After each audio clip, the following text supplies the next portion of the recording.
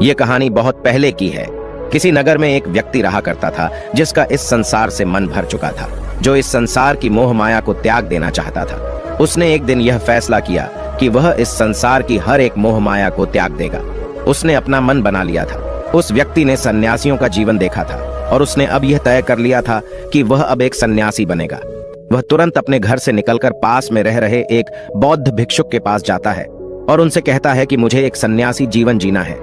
मैं इस संसार की मोह माया को त्याग देना चाहता हूँ। इस पर वह बौद्ध भिक्षु उस सन्यासी से कहते हैं कि क्या तुम सच में सन्यासी का जीवन जीना चाहते हो? इस पर वह व्यक्ति उस बौद्ध भिक्षु के सवालों का जवाब देता है और कहता है, जी बिल्कुल। वह व्यक्ति कहता है, मैंने तय कर लिया है कि अब मुझे इस संसार की मोह माया को त्यागना है। उस वृद्ध की बात सुनकर बौद्ध भिक्षु कहते हैं, तो ठीक है, लेकिन तुम्हें मेरी एक बात माननी होगी।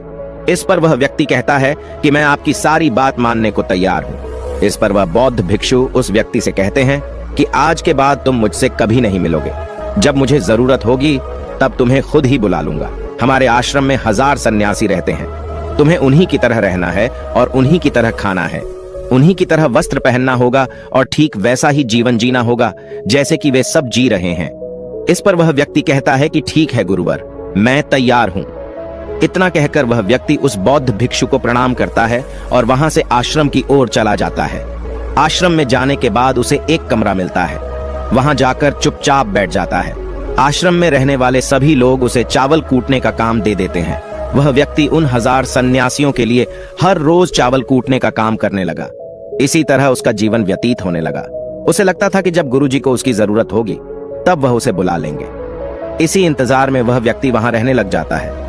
वह सुबह से लेकर शाम तक केवल चावल कूटने का ही काम करता था। उसे यह काम करते करते धीरे धीरे 12 साल बीत गए। अभी तक वह बौद्ध भिक्षुओं ने उस चावल कूटने वाले व्यक्ति को कभी नहीं बुलाया। लेकिन यह काम करते करते अब उस चावल कूटने वाले व्यक्ति के मन में कोई भी विचार नहीं रह गए थे। न ही कोई अड़चन और न ही कोई समस्या उसके मन में पनप रही थी।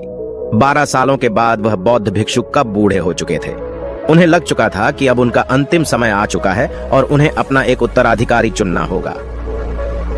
इसीलिए उन्होंने पूरे आश्रम में घोषणा करवा दी कि जो कोई भी मेरा उत्तराधिकारी बनना चाहता है वह देर रात में मेरे कमरे के बाहर 4 पंक्तियां लिखकर जाएगा और उसे उन पंक्तियों में बताना होगा कि जीवन जीने का सही तरीका क्या है, इस जीवन को किस तरीके से जीना सही है। इस जीवन का सत्य लिखना होगा। लेकिन एक बात याद रखना, उसे खुद के अनुभव के द्वारा लिखना होगा।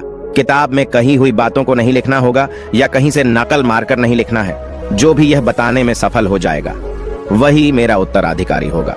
आश्रम में जितने भी लोग रह रहे थे वह सब उस बौद्ध भिक्षु को बहुत मानते थे। कोई भी उन्हें धोखा नहीं देना चाहता था। सभी भिक्षुओं के मन में यह चाहत थी कि वह उनका उत्तराधिकारी बने, लेकिन कोई भी यह काम करना नहीं चाहता था। उन 1000 बौद्ध भिक्षुओं में से एक विद्वान भिक्षुक ने बहुत ही हिम्मत जुटाकर अंधेरी रात में दीवार के बाहर लिख दिया कि मन एक दर्पण की तरह है, उसमें धूल जम जाती है। उस धूल को साफ कर दो तो सत्य अनुभव में आ जाता है और सत्य मिल जाता है। ये 4 पंक्तियां उस शिष्य ने बड़ी हिम्मत जुटाकर अपने गुरुवर के कमरे के बाहर लिख दिया। अगली सुबह जब बौद्ध भिक्षु उठे और कमरे के बाहर लिखी 4 पट्टियों को पढ़ा और कहा कि किस मूर्ख ने लिखी है, मेरी दीवार को किसने खराब कर दिया है, उसे पकड़कर अभी मेरे पास लाओ। जब आश्रम में सभी लोगों ने पता किया तो पता लगा कि वह विद्वान शिष्य उन पंक्तियों को लिखने के बाद रात्रि में ही उस आश्रम को छोड़ दिया था, क्योंकि यह विचार उसके अपने नहीं थे और विद्वान शिष्य ने जाते जाते अपने कुछ मित्रों से कह दिया था, सुबह अगर गुरुवर को मेरी कुछ 4 पंक्तियां पसंद आई तो वह लोग मुझे बता देंगे, और अगर इन 4 पंक्तियों को पढ़ने के बाद गुरुवर गुस्सा हो जाएं तो तुम सब मेरा पता उन्हें कभी भी मत बताना। आश्रम के सभी लोग चिंता में पड़ गए कि कितनी अच्छी पंक्तियां तो लिखी हैं उसमें, फिर भी गुरुवर नाराज क्यों हो गए। इतनी अच्छी बात तो लिखी थी उसने कि माँ ने दर्पण की तरह है, अगर उसे साफ कर दिया जाए तो उसका प्रतिबिंब स्पष्ट दिखने लगता है। वे सब कहते हैं, चलो देखते हैं कि गुरुवर को ऐसा उत्तराधिकारी कौन मिलेगा जो उनके सवालों का सही जवाब उस दीवार पर लिख सके। वह कौन होगा जिसके पास इससे भी विचार होंगे। कुछ लोग यह सब बातें उस चावल कूटने वाले व्यक्ति के कमरे के बाहर कर रहे थे। वह चावल कूटने वाला व्यक्ति पूरी बातें सुन लेता है और जोर जोर से हंसने लग जाता है। लोग उससे पूछते हैं, इसमें हंसने वाली बात क्या है, तुम्हें इसमें क्या गलत लगता है। वह चावल कूटने वाला व्यक्ति कहता है, गुरुवर सही तो कह रहे हैं कि किस नासमझ ने यह सब लिखा है। इस पर वैसे लोग गुस्सा हो जाते हैं और उस चावल कूटने वाले से कहते हैं कि तुम्हें क्या पता, तुम तो 12 सालों से सिर्फ चावल कूटने का ही काम कर रहे हो, तुम्हें किस बात का ज्ञान है। ना तो तुम्हें शास्त्रों का ज्ञान है और न ही गुरुदेव ने तुम्हें कभी ज्ञान दिया। अगर तुम्हें इतना ही ज्ञान है तो तुम ही क्यों नहीं अच्छे शब्द बता देते। वह व्यक्ति हंसते हुए कहता है कि ठीक है, मैं जरूर बता दूंगा, लेकिन इतने सालों से मैंने लिखने का अभ्यास नहीं किया हूं तो लिखना मैं भूल गया हूं। मैं बातों को जरूर बता दूंगा, लेकिन किसी को मेरी बातें लिखनी होगी। और यह भी याद रखना कि मुझे उत्तराधिकारी बनने का कोई भी शौक नहीं है। इस पर वैसे लोग कहते हैं तो ठीक है, क्या लिखना है बताओ। वह चावल कूटने वाला व्यक्ति कहता है तो लिखो जो मैं बता रहा हूं। कैसा दर्पण कैसी धूल, न कोई दर्पण न कोई धूल, जो इसे जान लेता है वह सत्य को प्राप्त हो जाता है।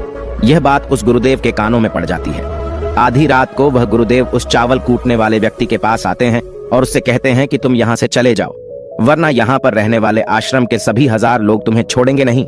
यह जोगा ले लो, तुम मेरा उत्तराधिकारी बनना चाहो या न जाओ, इससे कोई फर्क नहीं पड़ता। तुम उत्तराधिकारी बनो या न बनो, लेकिन जो शब्द तुमने कहे थे वही शब्द बिल्कुल सत्य हैं और जीवन के अनुभव को दर्शाते हैं। इसलिए मन ही मन मैं तुम्हें अपना उत्तराधिकारी मान लिया हूं। और अगर यह बातें उन 1000 आश्रम वाले लोगों तक पहुंच जाएंगी तो वह सब तुमसे जलने लगेंगे और तुम्हें चोट पहुंचाएंगे। यह लोग बर्दाश्त नहीं कर पाएंगे। ये चावल कूटने वाले व्यक्ति उत्तराधिकारी कैसे बन सकता है? जिसे कभी ज्ञान नहीं, जिसने कभी शास्त्र पढ़ा ही नहीं, वह उत्तराधिकारी कैसे बन सकता है? वह भला कैसे सत्य को प्राप्त कर सकता है? और यहाँ पर शास्त्र जानने वाले सभी लोग सर पीटते रह जाएंगे। इसलिए तुम यहाँ से चले जाओ, कहीं और अपनी दुनिया बनाओ और वहां के लोगों को ज्ञान से भर दो। इस पर महात्मा बुद्ध ने भी अपने एक शिष्य से कहा था, जब तुम्हारे मन की सारे विचार शांत हो जाएं, तुम्हारे भीतर विचार आना बंद हो जाए, उस दिन से तुम्हें सत्य का अनुभव हो जाएगा। तुम सत्य का अनुभव करोगे, खुद को भी और इस ब्रह्मांड को भी समझ पाओगे। और यही बुद्धत्व प्राप्ति का पहला कदम है। मन को शांत करने का पहला तरीका जो बौद्ध ग्रंथों में बताया गया है वह खुद के विचारों पर करना। इन्हें अच्छे से समझना कि आखिर आपके अंदर कौन से विचार उत्पन्न हो रहे हैं, आपके अंदर आखिर क्या चल रहा है। उन्हें अच्छी तरीके से और जागरूकता के साथ समझने की कोशिश करना, न कि अपने विचारों को दबाने की कोशिश करना। अगर आप अपने मन के विचारों को दबाने की कोशिश करते हैं तो यह गलत होगा, जिसकी वजह से मन और तेजी से भटकने लगेगा और बार बार भटकेगा। लेकिन जब भी आपको लगने लगे कि आपका मन बहुत तेजी से भटक रहा है तो तुरंत आप उस पर ध्यान देना शुरू कर दें। उसको जागरूकता के साथ देखें और अपने विचारों पर ध्यान दें। निरंतर प्रयासों के बाद आप पाएंगे कि आपके अंदर विचारों को जागरूक होकर देखने की एक आदत सी लग गई है। लेकिन उसी के साथ आप यह भी देख पाएंगे कि आपके मन में बुरे विचार अत्यधिक उत्पन्न हो रहे हैं।